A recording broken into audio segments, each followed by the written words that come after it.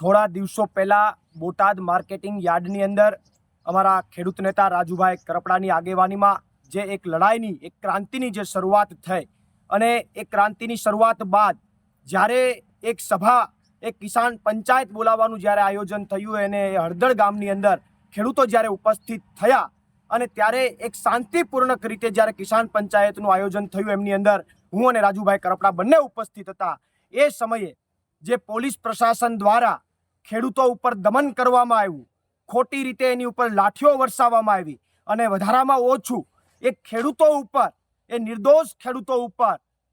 307 જેવી ગંભીર કલમો નાખવામાં આવી, ત્યારે હું એ પ્રશાસનને અને ભાજપ સરકારને ચોક્કસથી કહેવા માંગુ છું કે તમને કંઈ પણ વાંધો હોય, તમને કંઈ પ્રોબ્લેમ હોય રાજુ કરપડાથી કે પ્રવીણ રામથી, તો અમારી ઉપર લાઠી વરસાવો, અમારી ઉપર ફરિયાદો તમારે જેટલી કરવી હોય એટલી કરો, પણ નિર્દોષ ખેડૂતોને તમે ટાર્ગેટ ન કરો। અને એટલા માટે આવતી 16 તારીખે સવારે 11 વાગે અમદાવાદ આમ આદમી પાર્ટીના કાર્યાલય ખાતે હું અને રાજુભાઈ કરપડા બંને